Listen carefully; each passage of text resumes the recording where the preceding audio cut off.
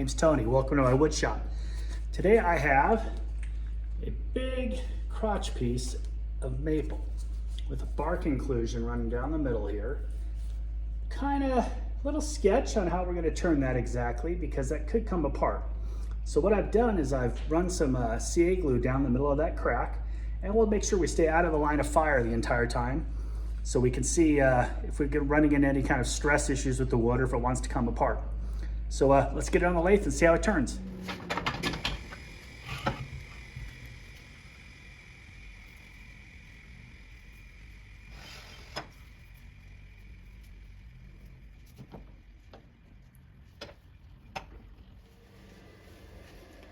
Got the Carter & Sons out right now.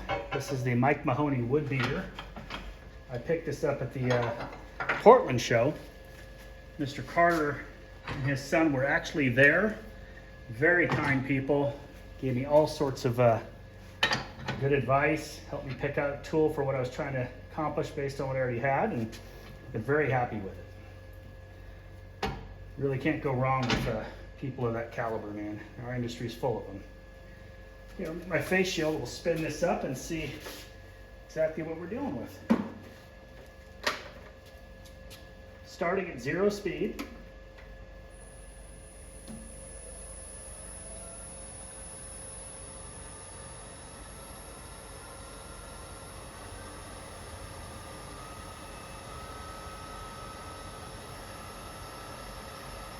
So I got it right up to 650 RPM without any vibration or wobble. So we'll start out there. We'll make sure we keep the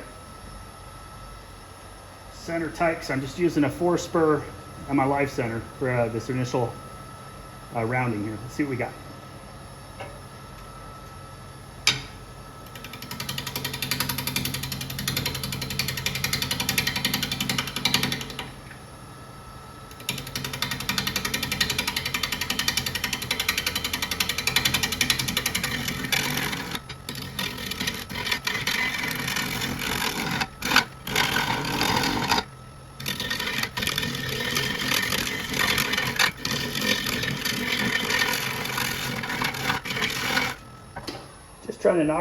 Just trying to knock off the corners right now. So all we're doing is worrying about trying to get some of that general mass removed. Get ourselves a little closer in on the tool rest. We're gonna have to come in and flatten this out at some point, but I want to get it round before I do that.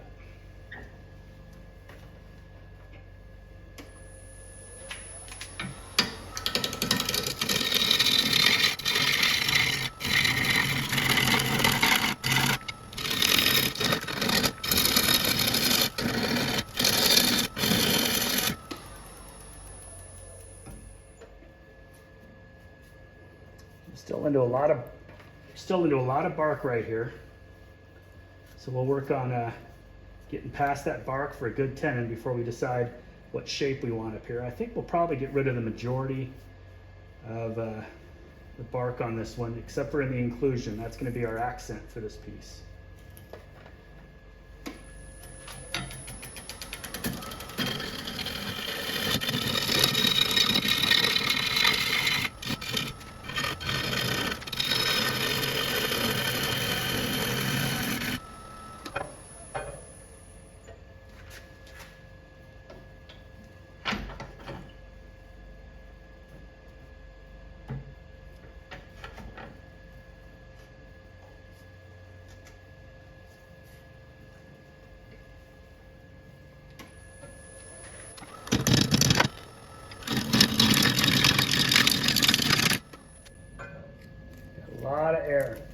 A lot of air to turn there, so we're getting a lot of banging and some soft punky spots here where some branches came out.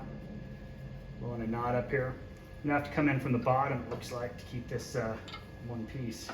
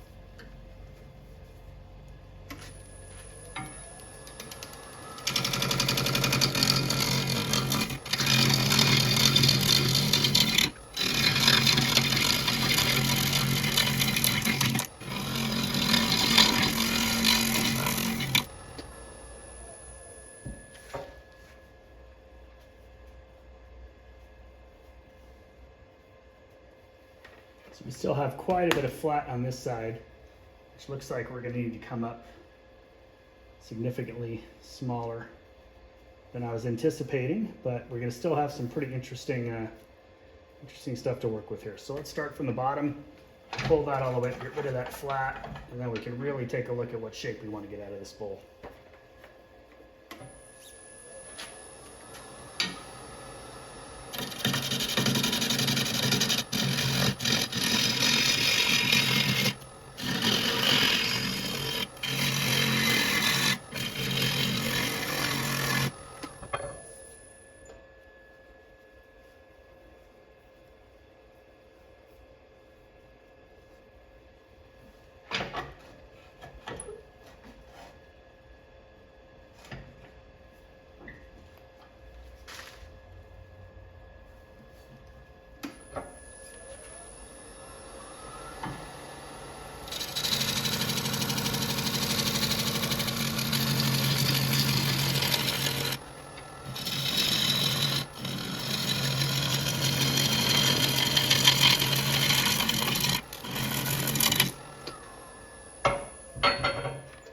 Still a lot of air to turn up on that top there. So bark inclusions are coming in good. Still have the flat here, so we got a ways to go.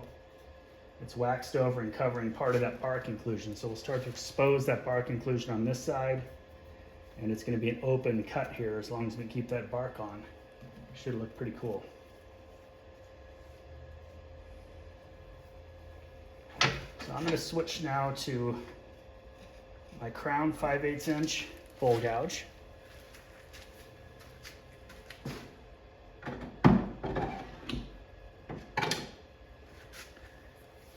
This has a fresh edge on it and should give us a little different cut.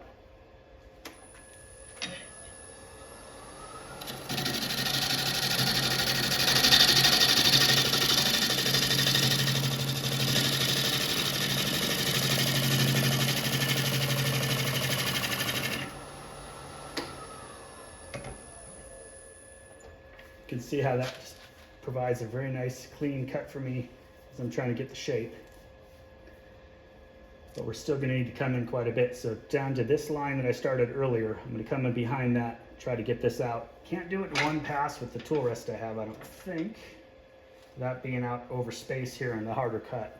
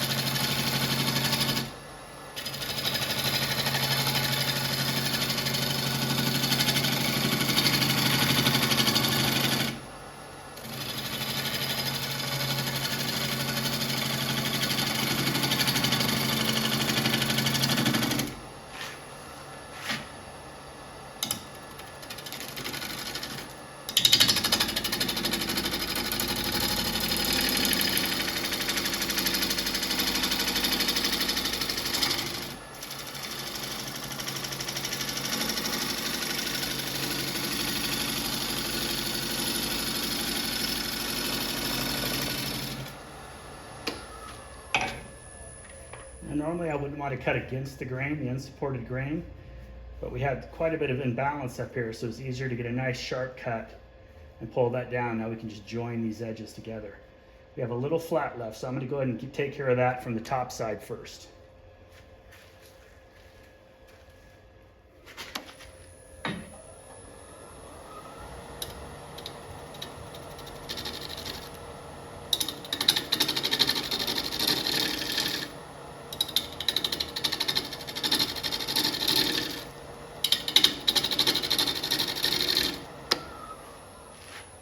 See if we got that flat all the way off with those cuts in. And we're just inside of it on that outside there. So that is our point which we need to join to.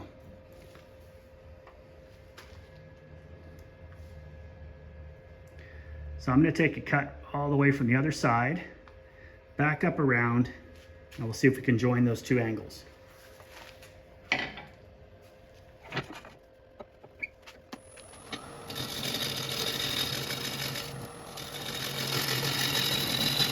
Open leather.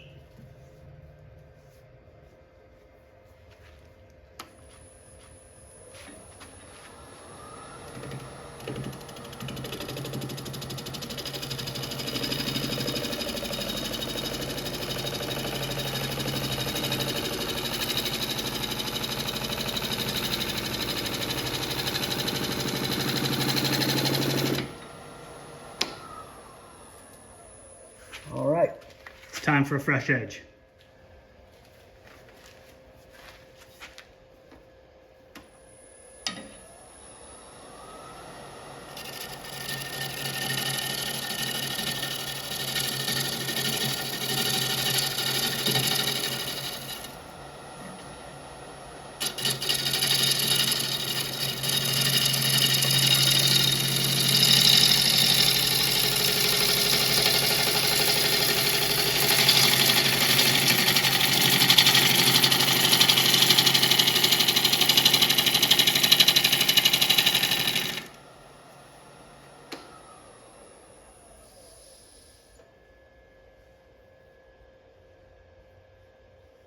There you go, we're around.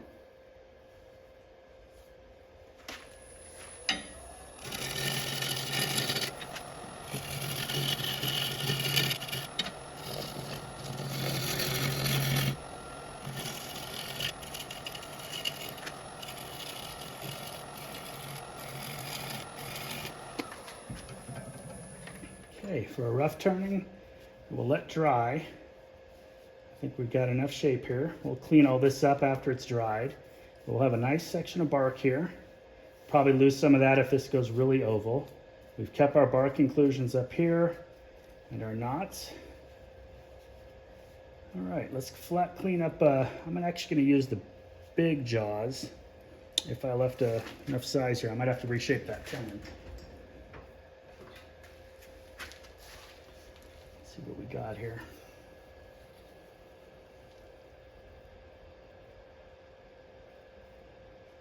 Yeah, we're just over 5 inches, so I'm going to go ahead.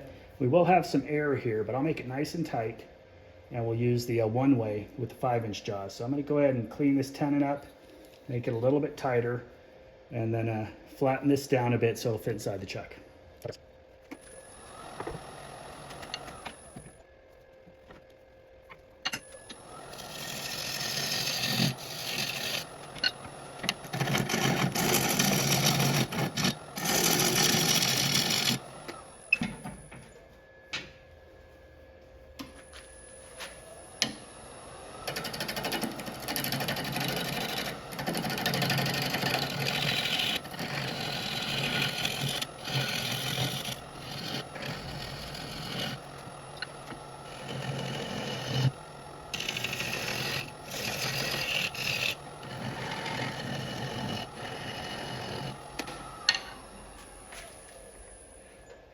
Okay, that's ready to flip around and flatten out the top, hollow it out a little bit.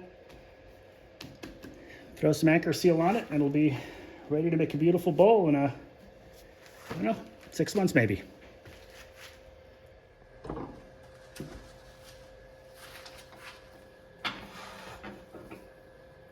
So I think I've told you earlier, I always like to keep tailstock on even when I've got something in the jaws as long as I can. And I think last time I showed you why. But in this case, it'll help us get this in here good and tight. And I'm gonna make sure that my bark is not doing the majority of the holding here. So I do have some bark left in there. Get a nice dovetail on our tenon. No gaps in the back. We have our hole from the 4-prong was up here earlier, so that gives us a little extra safety. I'm going to turn the speed all the way down to 0, stand off to the side and see how that spins back up. So we get right to 700 RPM without any issue. I'm going to move us up to 800. 850 is where we ended up. That's where we're going to start the turning on the inside here. And again, this is just a rough blank that we'll turn, wax, and let dry. My goal was to be able to save that beautiful bark inclusion and make that a feature in the final product.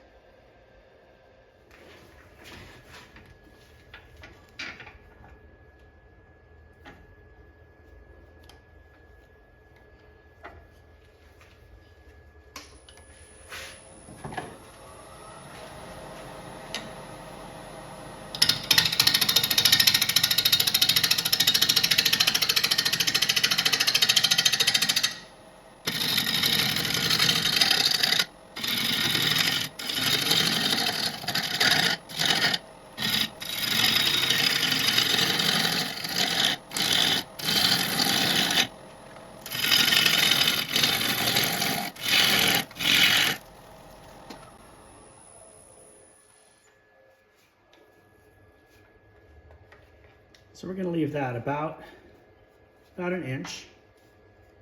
I'll go ahead and finish flattening off the rim here, right where near the end, but I'm just taking big rough hogging cuts to get rid of this wood. I'd love to core this, but I've never tried to core anything with a big bark inclusion. I don't, excuse me, I don't know if it's worth the risk.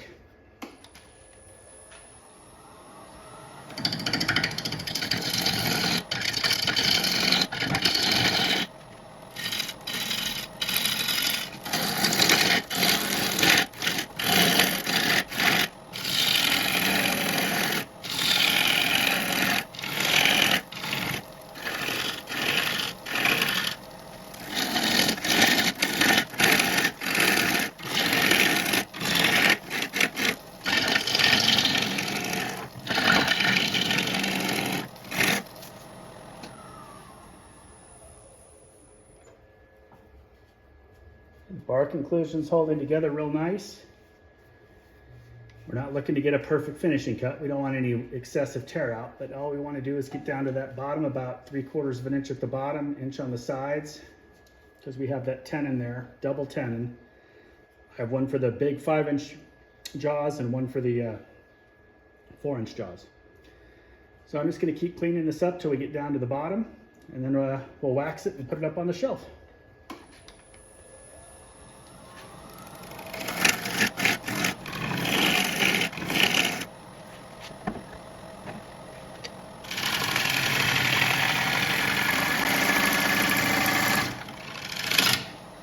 Oh, bad catch. You're not paying attention. We're also getting a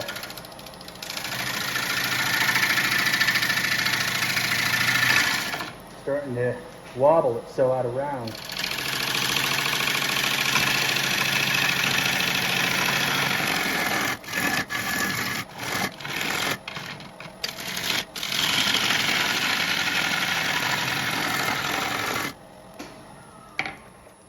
So you can see I switched bowl gouges to a straight 40-degree pointy bevel here so I can get in a little tighter, get my wall thickness where I want it, and I'll come back in here now and start cleaning this up.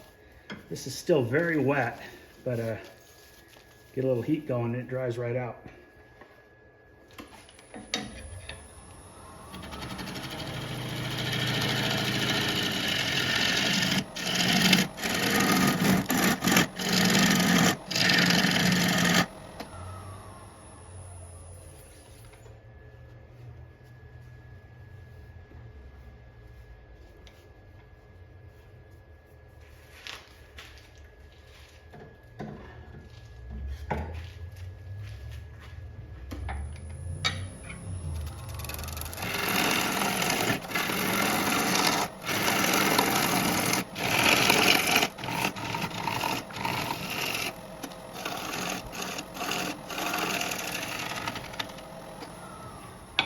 So even though we're just roughing this out, a lot of times I like to come in here and take a little bit smoother cut just to give me something to understand what the grain looks like, how it's moving. We still have 1 3/4, maybe 1.5 inches to get towards the bottom here. So I'm just gonna keep working away this center mass until we're comfortable. So you can see our bark inclusion starting to clear up. So we'll still have it in both rims, but it won't be in the very bottom of the bowls. We should have some integrity there holding it together if it dries well.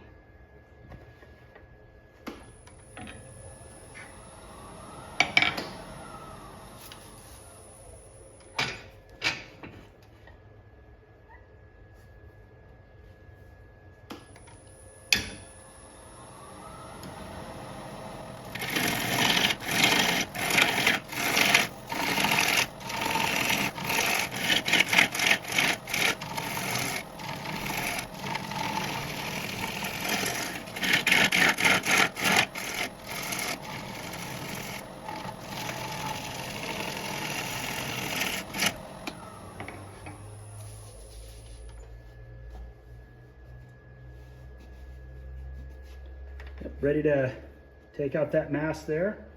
Scrape the bottom real quick and we'll wax it up. I might give it one little finish pass out here to get rid of a couple of these ripples just for my own peace of mind.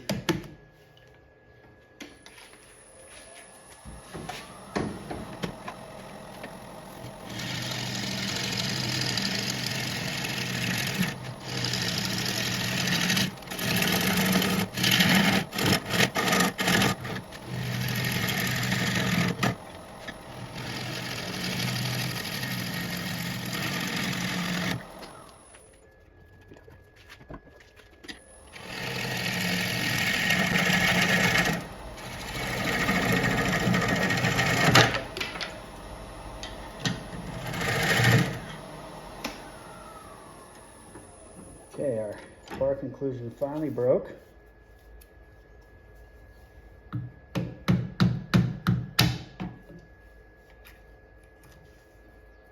That's what was holding us together there.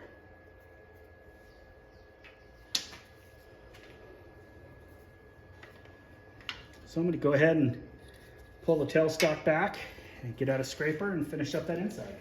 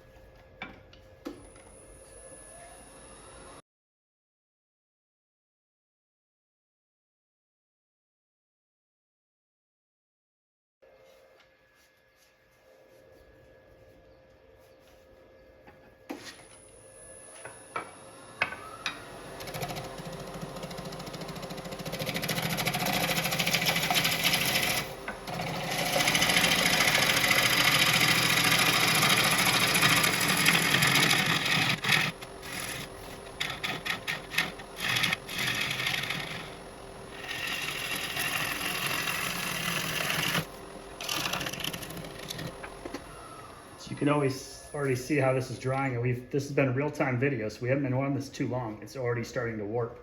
So we know we're gonna get some really interesting movement in this, hopefully not so much that we can't salvage it. So before it gets too warpy, I'm gonna whip out on the outside here, a quick little shear cut pass to make sure that we have a nice surface, and then I will get the wax out and show you how I take care of that.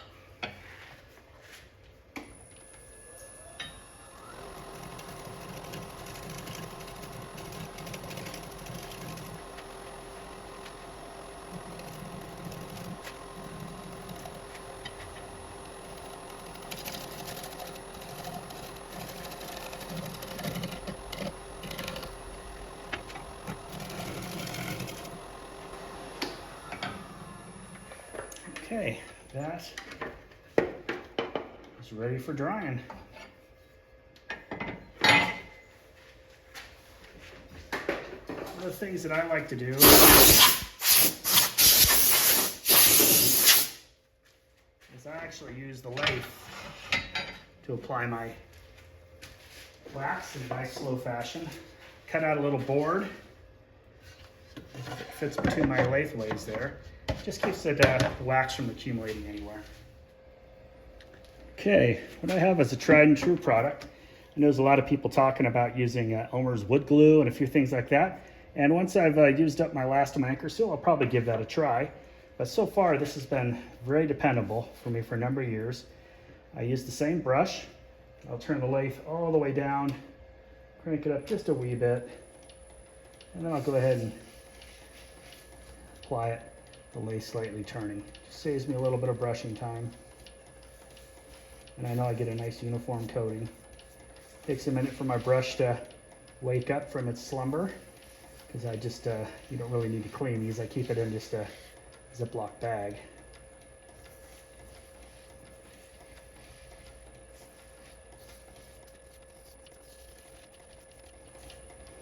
Make sure I get a little on the rim here.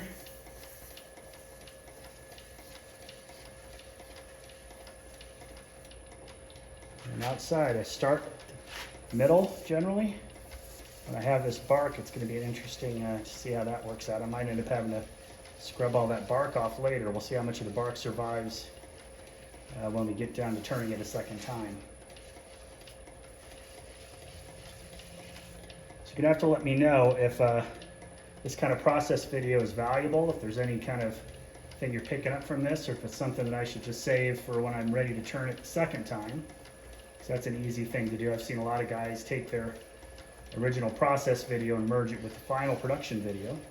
And I want to make sure that I'm providing value. I know you're spending your time with me, and I want to make sure that you're getting some useful tips, or at least enjoying watching someone else's process. It might be something you can take to your shop, or just validates what you're already doing yourself. So I have probably 15 or 20 bowls in this state at any given time. I'm trying to get around the bark over here to make sure that it doesn't lift off as it dries. And for the most part, if I keep it an inch thick and I turn these in the early spring or early summer, by fall, winter, they're usually dry enough for me to pull them down and turn them and not have them shift shape when I'm done. Sometimes if I leave one, this is a little, almost an inch thick, and I'll probably end up, this bowl probably end up being about 3/8 of an inch thick when it's done. So there's plenty of material there for a big warp. I also tried to get it down in the tenon. I don't think the camera angle's right to show you that, but I just try to get it down all the way around there, anywhere where moisture could escape when I don't want it to. And that's the whole process. I'll take that off the chuck when the wax dries, and I'll put it up on the drying shelf. Right now, today in my shop here in Spokane, we're 36% humidity and 73 degrees. So we're in a pretty good position for turning wet bowls. Green wood, we're not drying out too quickly. When you've got some interesting stuff like a bark inclusion, you never know what was holding this whole bowl together. I didn't know if when I got down here, if you can see where that had grown together. Here's the bark, and this is where the two woods had actually fused. That's gonna be a beautiful feather in that bowl once we get it turned and polished up. But you never know what you're gonna get. So sometimes if these dry out quickly while I'm turning them, I'll have them split down the middle or something if I'm turning something crazy like a big bark inclusion like this. Well, that's it for this go around in the shop. Hopefully you enjoyed yourself. If you did, please consider subscribing. If you don't mind leaving me a comment, something I can improve on, something you learned, and those likes always help as well. So thanks for joining me in the wood shop. See you next time.